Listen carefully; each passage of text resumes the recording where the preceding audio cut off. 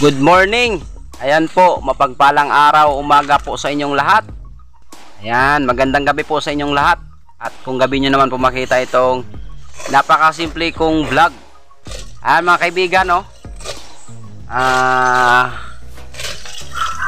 May mais po tayo na ano. Ayan, no?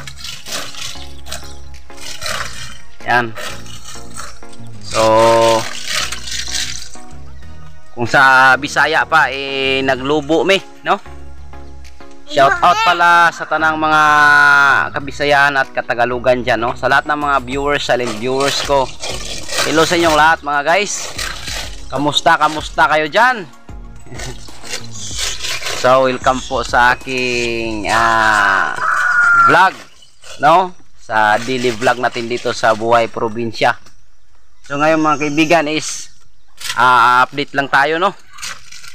Minsan lang tayo makapag-upload dahil medyo busy tayo dito sa bukid. So meron po tayong mga ano dito.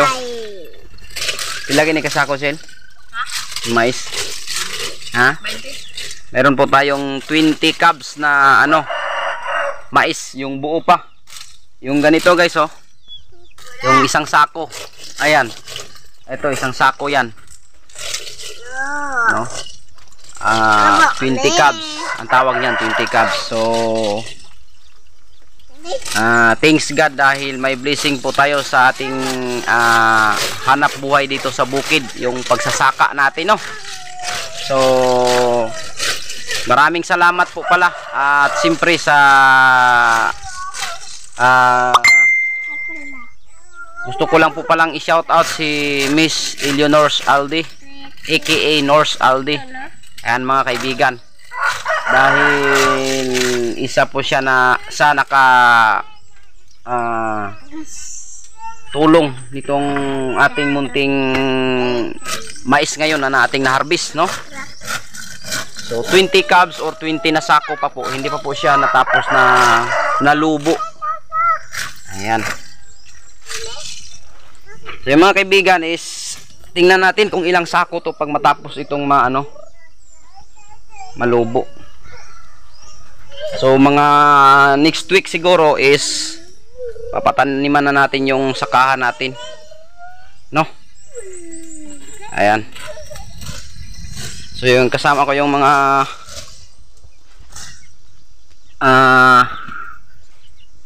anak ko guys na nagtatrabaho ngayon dito para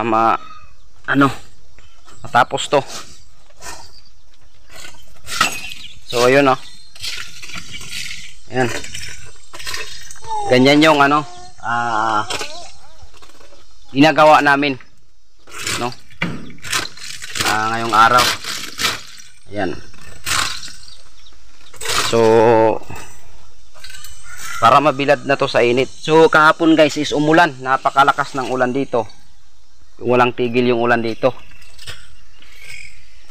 Yung iba dito nilagay, dito nilatag. Ayan, oh. Ayan. Yung iba nakalagay sa sako.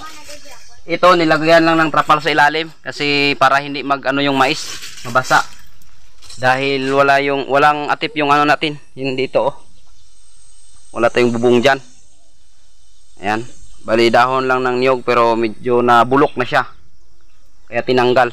Dito yan lang yung may atip. Ayan, dyan nilagay yung mais. Ayan.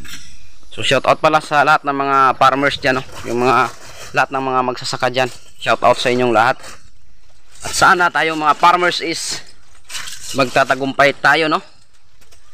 Para marami po tayong mga tao na matulungan, no? Dahil sa ating mga tanim.